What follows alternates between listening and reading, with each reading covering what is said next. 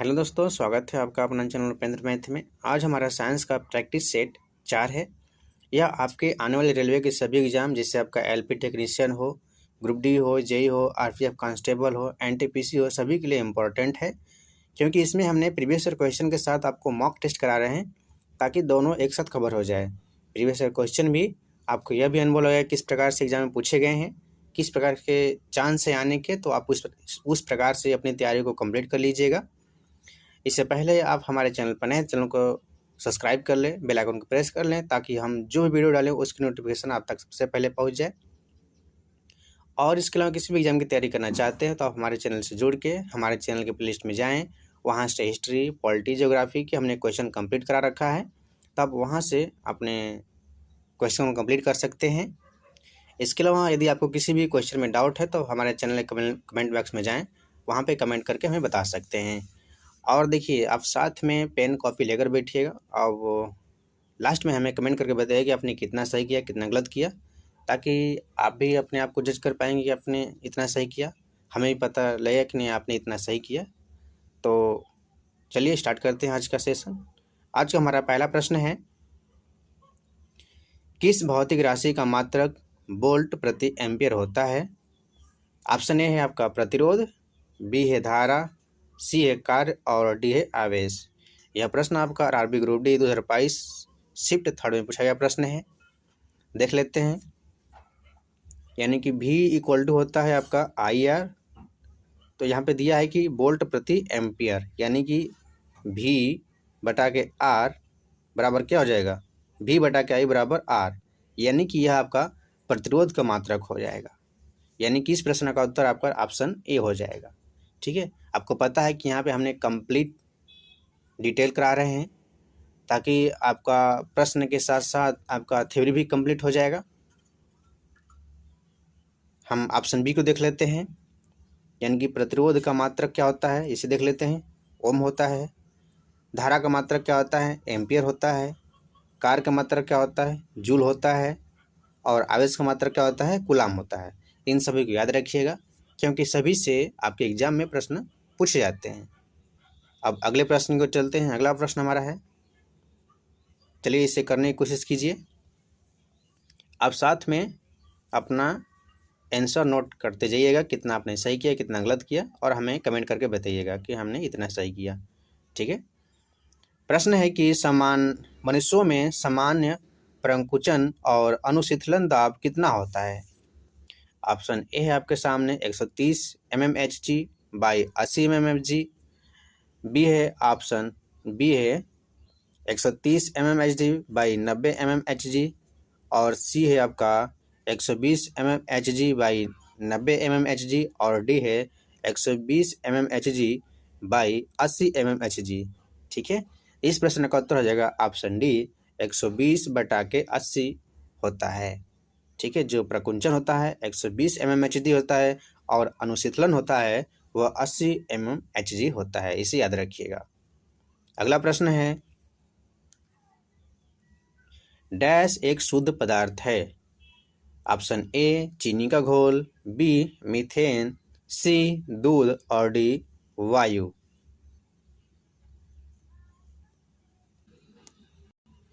तो इस प्रश्न का उत्तर हो जाएगा आपका ऑप्शन बी, यानी कि मीथेन क्या है? आपका शुद्ध पदार्थ है।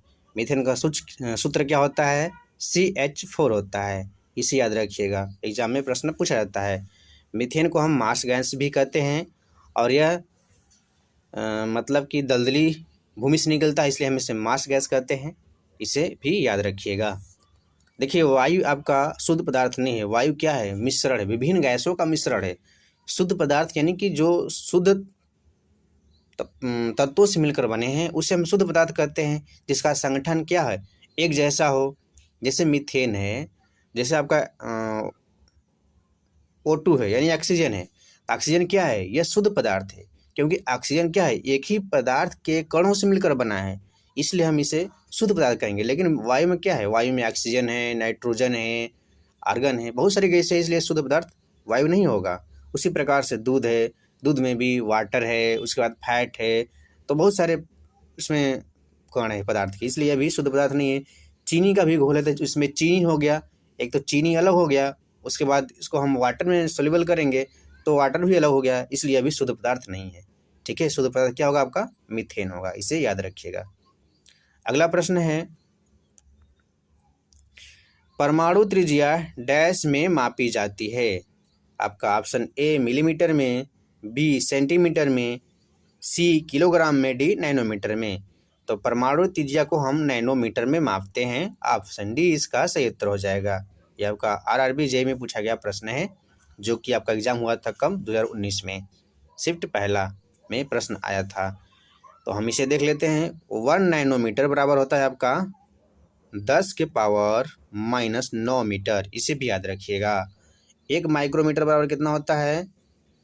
आपका होता है 1 माइक्रोमीटर बराबर 10⁻⁻6 मीटर, इसे भी याद रखिएगा। और भी देख लेते हैं,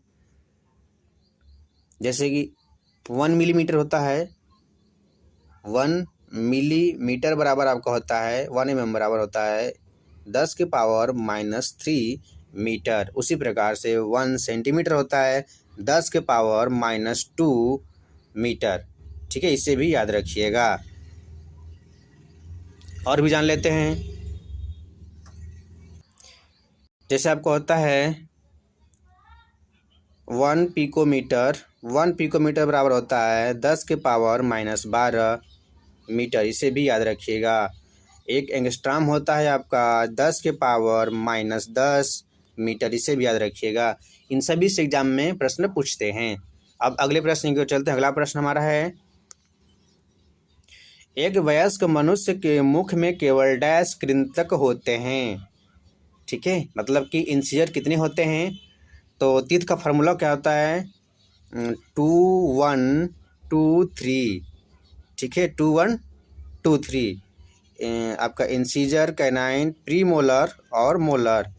तो देख लेते हैं, ऊपर 2 नीचे 2, यानी कि 2 2 4 हो गया। उसमें हम क्या करेंगे? 2 से गुणा कर देंगे, तो 4 दूना के 8। कुल केवल कितने दांत होते हैं?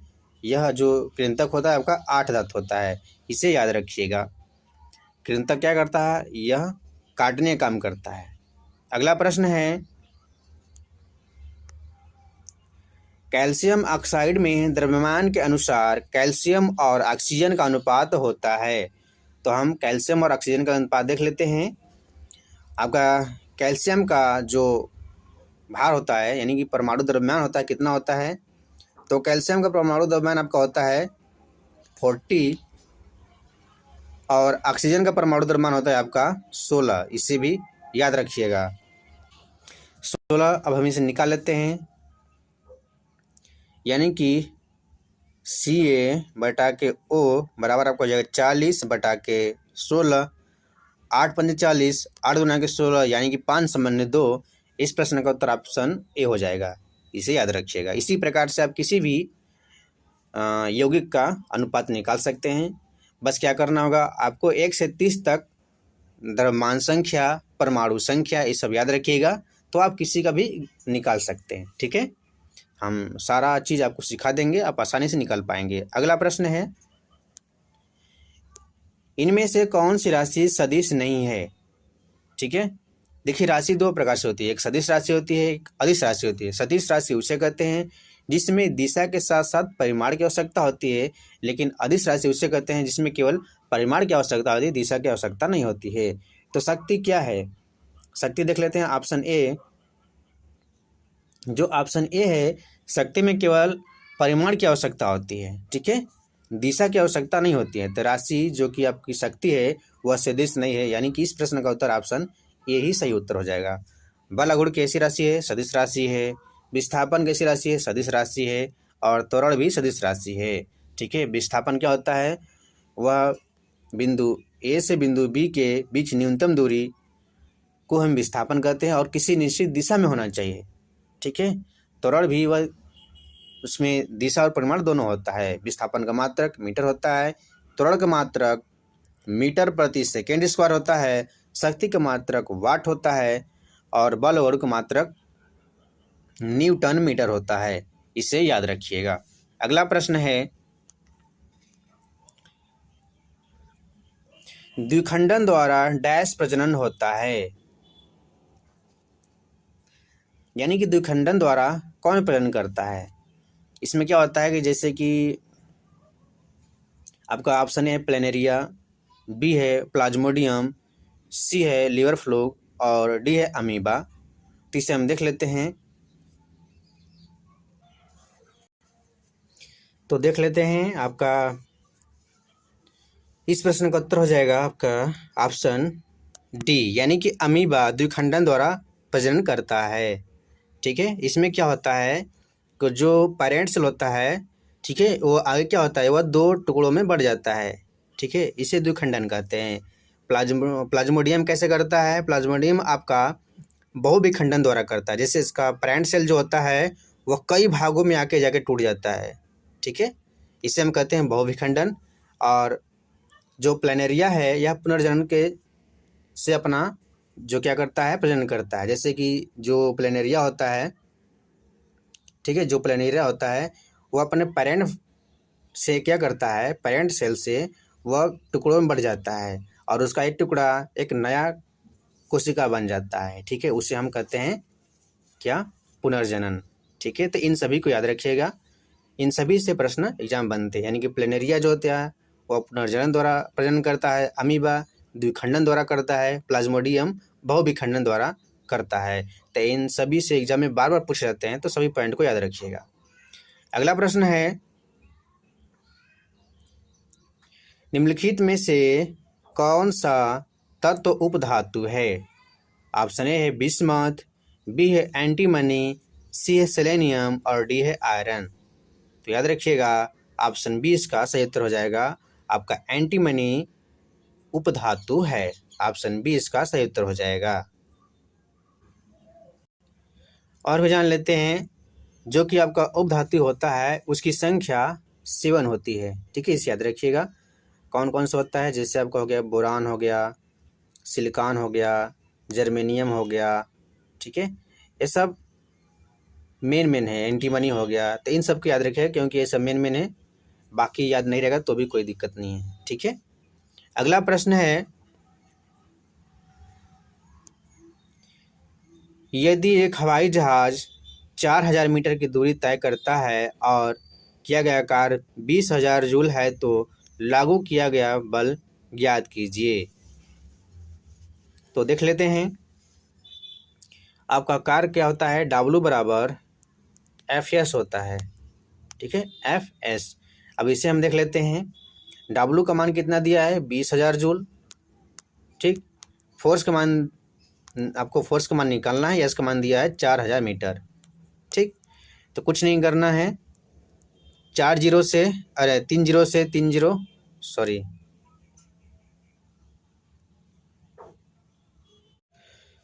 यदि एक हवाई जहाज 4000 मीटर की दूरी तय करता है और किया गया कार्य 20,000 जूल है तो लागू किया गया बल आपको निकालना है। इसका फार्मूला होता है W बराबर Fs। ठीक है, इसे याद रखिएगा, इसी फार्मूला से हम इसका मान निकाल सकते हैं। W का मान दिया है 20,000 जूल, F आपको निकालना है और यस का मान दिया है 4000 मीटर। यहाँ पे 3 जीरो से 3 जीरो काट देंगे, 4 5 20, यानी कि आपका आ जाएगा 5 न्यूटन। इस प्रश्न का उत्तर ऑप्शन ए सही हो जाएगा। यदि आपको फार्मूला याद है तो एग्जाम में इतना लिखने की ज़रूरत नहीं है। आप 3 जीरो से 3 जीरो काटिए, 4 5 20, 5 न्यूटन सीधे लगा दीजिए। ठीक है, इतना लिखेंगे तो आपका समय नुकसान होगा, तो आपको समय बचाना है। इसलिए अगर फार्मूला याद है तो आपको इतना लिखने की ज़रूरत नहीं है। प्रैक्टिस इस आधार से करिए कि आपको एग्जाम में कम से कम लिखना पड़े।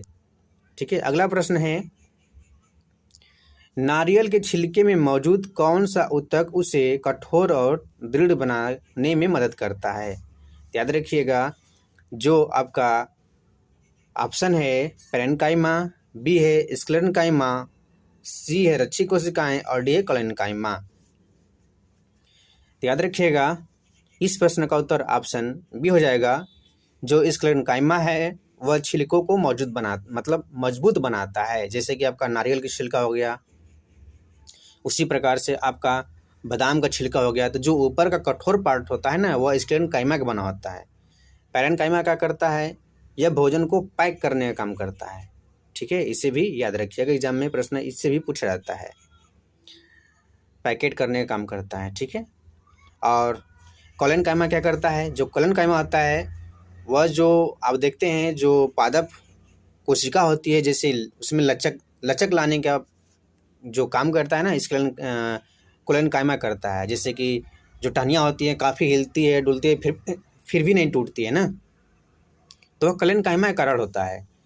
तो यानी कि पादप कोशिका में जो लचीलापन आता है वह कोलेनकाइमा के कारण आता है, इसे भी याद रखिएगा। अगला प्रश्न है,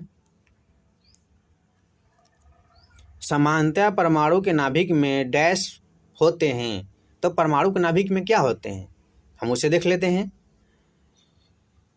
परमाणु के नाभिक में देख लेते हैं, ये आपका एटम हो गया, ये आपका नाभिक हो गया। बाहर क्या होते हैं, बाहर इलेक्ट्रॉन वितरित रहते हैं और अंदर क्या होते हैं, न्यूट्रॉन और प्रोटॉन। तो सिंपल सी बात है, परमाणु के नाभिक में न्यूट्रॉन और प्रोटॉन होते हैं। तो न्यूट्रॉन और प्रोटॉन किस में दिया गया है, न्यूट्रॉन और प्रोटॉन ऑप्शन ए में, यानी कि ऑप्शन ए इसका सही उत्तर है। अब इसके बारे में जान लेते हैं। जो इलेक्ट्रॉन होता है यह ऋण विद्युतीय होता है, ठीक है, और जो प्रोटॉन होता है यह धन विद्युतीय होता है। न्यूट्रॉन पे कोई आवेश नहीं होता है, यह शून्य होता है, ठीक है। और किसी भी परमाणु का जो द्रव्यमान होता है वह केवल न्यूट्रॉन और प्रोटॉन के कारण ही होता है, क्योंकि नाभिक में ही सारा द्रव्यमान परमाणु का स्थित होता है, ठीक है। इलेक्ट्रॉन पर जो चार्ज होता है वो होता है -1.6 × 10⁻⁻19 कूलाम, इसे याद रखिएगा। और इतना ही प्रोटॉन पर होता है प्लस पॉजिटिव में होता है, ठीक है। जो प्रोटॉन पर होता है इतना ही चार्ज होता है 1.6 × 10⁻⁻19 कूलाम, लेकिन यह पॉजिटिव होता है और इलेक्ट्रॉन पे निगेटिव होता है, इसे याद रखिएगा। और न्यूट्रॉन पे कोई आवेश नहीं होता है। अगला प्रश्न है, 20 किग्रा द्रव्यमान का एक वस्तु 10 मीटर प्रति सेकेंड के समान वेग के साथ आगे बढ़ रहा है, वस्तु द्वारा प्राप्त गतिशील ऊर्जा निकालना है। तो आपको पता है, यदि आपने सही से प्रैक्टिस किया है, सही से थ्योरी कंप्लीट किया है, तो याद रखिएगा एग्जाम में आपको इस सवाल को हल करने की ज़रूरत नहीं है। बस आपको देखना है फार्मूला यानी कि उसका मात्रक क्या होता है। गतिशील ऊर्जा का मात्रक क्या होता है, जूल किस में दिया है, ऑप्शन बी में, यानी कि ऑप्शन बी सही उत्तर हो जाएगा, ठीक है। क्योंकि बाकी सारे मात्रक क्या हैं, अलग अलग हैं। जो ऊर्जा का मात्रक नहीं है, जो पास्कल है या दाब का मात्रक है, न्यूटन है या बल का मात्रक है। तो यानी कि यदि आपने सही से पढ़ा है तो आप बिना हल किए ही सवाल को इसका आंसर दे सकते हैं। अब हल करना है तो हम इसे देख लेते हैं। के बराबर होता है 1/2 mv²। एम का मान कितना है 20 kg और भी का मान कितना है 10 का स्क्वायर, इंटू हम कर देंगे 1/2, ठीक। अब 2 से काटेंगे तो हो जाएगा आपका, यहाँ बचेगा 10 दहा में 100, 100 दहा में 1000, यानी कि 1000 जूल आ जाएगा। अगला प्रश्न है, हमारे शरीर में वसा संचायक ऊतक कौन सा है, यानी कि वसा को कौन सा ऊतक स्टोर करता है। तो याद रखिएगा, ऑप्शन ए है एपिथेलियल ऊतक, बी है वस्कुलर ऊतक और डी है एरियोलर ऊतक, सी है एरियोलर ऊतक और डी है एडिपोज ऊतक। यह प्रश्न आपके एग्जाम में बार बार पूछा जाता है। इस प्रश्न का उत्तर ऑप्शन डी हो जाएगा, एडिपोज ऊतक, जो क्या करता है, वसा का संचय करता है। अगला प्रश्न है, किसी रासायनिक प्रक्रिया के दौरान एक पदार्थ में हाइड्रोजन की वृद्धि क्या कहलाती है, ठीक है। देखिए, जब किसी रासायनिक प्रक्रिया में हाइड्रोजन की वृद्धि होती है तो हम उसे क्या कहते हैं, उसे हम कहते हैं अपचयन, ठीक है। और ऑक्सीजन की वृद्धि होती है उसे हम क्या कहते हैं, ऑक्सीकरण। तो इस प्रश्न का उत्तर हो जाएगा ऑप्शन सी, अपचयन, ठीक है। यानी कि देखिए, जब किसी रासायनिक समीकरण में या रासायनिक प्रक्रिया में हाइड्रोजन की वृद्धि होती है, हाइड्रोजन की जब वृद्धि होगी तो उसे हम कहेंगे अपचयन, और ऑक्सीजन की जब वृद्धि होती है तो उसे हम कहते हैं ऑक्सीकरण, ठीक है। जैसे कि आपका हो गया कार्बन प्लस ऑक्सीजन जब क्या करता है, दहन करता है तो क्या बनता है, CO2 बनता है ना, कार्बन डाइऑक्साइड। यानी कि यहाँ पे क्या हो गया, यहाँ पे कार्बन का ऑक्सीकरण हो गया, ठीक है। जंग लगना कैसी अभिक्रिया है, ये आपकी ऑक्सीकरण अभिक्रिया है, ठीक। ठीक है। अगला प्रश्न है, वह भौतिक राशि जो कभी भी ऋणात्मक नहीं हो सकती। ठीक, ऑप्शन ए दूरी, बी है बल, सी है त्वरण और डी है वेग।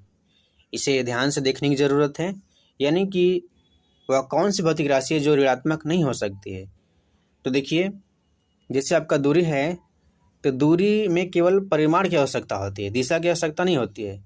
जब दिशा की आवश्यकता नहीं है, इसका मतलब कि दूरी कभी भी ऋणात्मक नहीं हो सकती है। जैसे आपने ए से बी तक चला या 5 मीटर चला, बी से सी तक चला, आपने 3 मीटर चला, फिर सी से ए से चला, ए पर चल दिया, तो यह आपका कितना हो गया, यानी कि 2 मीटर। फिर ए से आपने फिर डी पर चला तो यह आपका 1 मीटर। ठीक है, तो टोटल दूरी कितना हो गया, 5 3 8 2 10 1 11 मीटर। तो यहाँ पे टोटल दूरी आपका 11 मीटर हो गया है। लेकिन हम इससे ऋणात्मक, यानी कि जैसे ए से हमने पीछे आया तो हमने 1 मीटर घटाएंगे नहीं, क्योंकि ऋणात्मक नहीं होगा, दूरी केवल धनात्मक होता है। ठीक है, इसे याद रखिएगा। ऑप्शन बी है बल। बल में क्या होता है, बल आपकी सदिश राशि है और बल के लिए दिशा और परिमाण दोनों की आवश्यकता होती है। बल आपका ऋणात्मक भी हो सकता है, धनात्मक भी हो सकता है। ठीक है, जैसे कि आप एक कोई सरफेस है, सरफेस पे आपका कोई दृढ़ पिंड है, ठीक है, आपने इस पर फोर्स लगाया, लेकिन क्या हुआ कि यह जो पिंड है वह अपने स्थान से हटा नहीं, तो जो आपका यह सरफेस और इस पिंड के बीच में एक बल कार्य करता है जो घर्षण बल होता है, यह इसके विपरीत कार्य करता है। ठीक है, तो इसे हम कहेंगे ऋणात्मक बल। तो बल ऋणात्मक भी हो सकता है और धनात्मक भी हो सकता है। उसी प्रकार से आपका त्वरण है, त्वरण में आपका त्वरण धनात्मक होता है तो उसे हम त्वरण कहते हैं, और ऋणात्मक होता है तो उसे मंदन कहते हैं। ठीक है, इसे याद रखिएगा। वेग भी आपका क्या है, सदिश राशि है, तो यह भी आपका धनात्मक और ऋणात्मक हो सकता है। ठीक है, तो ऑप्शन ए इसका सही उत्तर हो जाएगा, यानी कि दूरी कभी भी ऋणात्मक नहीं हो सकती है। अगला प्रश्न है, निम्नलिखित में से कौन से कोशिकांग केवल पादपों में पाए जाते हैं। माइटोकॉन्ड्रिया, ऑप्शन ए है, बी है लाइसोसोम, सी है रसधानी, डी है लवक।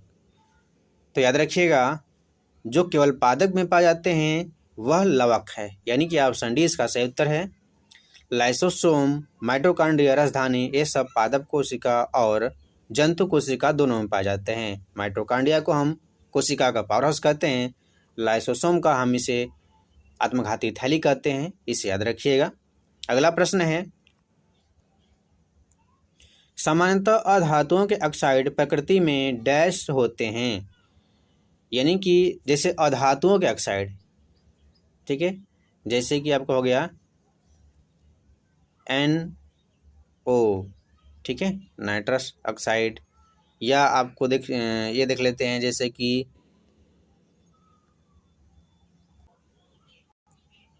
N2O, ये सब क्या है, ये सब अधातु के ऑक्साइड हैं। तो ये सब क्या होते हैं, अधातु के ऑक्साइड प्रायः अम्लीय होते हैं, इसे याद रखिएगा, यानी कि इस प्रश्न का उत्तर ऑप्शन बी हो गया। लेकिन वहीं धातु के ऑक्साइड होंगे तब, जैसे कि MgO, तो इसे हम क्या कहेंगे, इसे हम कहेंगे क्षारीय प्रकृति के। ठीक है, तो याद रखिएगा, जो धातुओं के ऑक्साइड होते हैं उसे हम क्षारीय प्रकृति कहते हैं, लेकिन जो अधातुओं के ऑक्साइड होते हैं उसे हम अम्लीय प्रकृति कहते हैं। ठीक है, इसे याद रखिएगा, यानी कि इस प्रश्न का उत्तर ऑप्शन बी हो जाएगा। उभयधर्मी होता है कौन, जैसे कि आपका एल्युमिनियम ऑक्साइड हो गया, एल्युमिनियम ऑक्साइड हो गया, तो इसे हम कहेंगे उभयधर्मी। ठीक है, याद रखिएगा, Al2O3। ठीक है, अगला प्रश्न है, प्रकाश गति अधिकतम निम्न में से किस माध्यम में होती है। ऑप्शन ए हवा में, बी निर्वात में, सी पानी में और डी कांच में। तो याद रखिएगा, निर्वात में प्रकाश गति सर्वाधिक होती है। कितनी होती है, इसे भी याद रखिएगा, 3 × 10 के पावर 8 मीटर, ठीक है, प्रति सेकेंड, इसे याद रखिएगा। यानी कि निर्वात में जो प्रकाश की गति होती है 3 × 10 के पावर 8 मीटर प्रति सेकेंड होती है। ठीक है, उसी प्रकार से हम पानी में देख लेते हैं। जो पानी में आपका होता है वह 2.25 गुणे 10 के पावर 8, सब में 10 के पावर 8 मीटर होता है। कांच में 2 गुणे 10 के पावर 8। ठीक है, तो इसे याद रखिएगा, 8 मीटर प्रति सेकेंड। ठीक है, 8 का मतलब 8 मीटर प्रति सेकेंड समझ लीजिएगा। ठीक है, अगला प्रश्न है, एल्युमिनियम ऑक्साइड प्रकृति में डैश हैं। तो हमने पिछले क्वेश्चन बताया था कि एल्युमिनियम ऑक्साइड कैसे होते हैं। ऑप्शन ए उदासीन, बी अम्लीय, सी उभयधर्मी और डी क्षारीय। तो जो एल्युमिनियम ऑक्साइड हैं यानी कि Al2O3 ये क्या हैं, ये आपके उभयधर्मी होते हैं। ठीक है, याद रखिएगा। उसके बाद जो अम्लीय होते हैं वो आपके N2O यानी कि जो अधातु के ऑक्साइड होते हैं वो अम्लीय होते हैं। उसी प्रकार से जो क्षारीय होते हैं वो होते हैं मैग्नीशियम ऑक्साइड, जैसे धातु के ऑक्साइड होते हैं जो वो क्षारीय होते हैं। ठीक है, अगला प्रश्न देख लेते हैं। अगला प्रश्न है, तो आज का हमारा क्वेश्चन कंप्लीट हुआ। यदि आपको क्वेश्चन समझ में आया हो तो हमें कमेंट करके बताइए, और यदि आपने कितना सही किया कितना गलत किया वो हमें कमेंट में ज़रूर बताइएगा। ठीक है, अब मिलते हैं नेक्स्ट प्रैक्टिस सेट के साथ। तो आज के लिए इतना ही, आज के लिए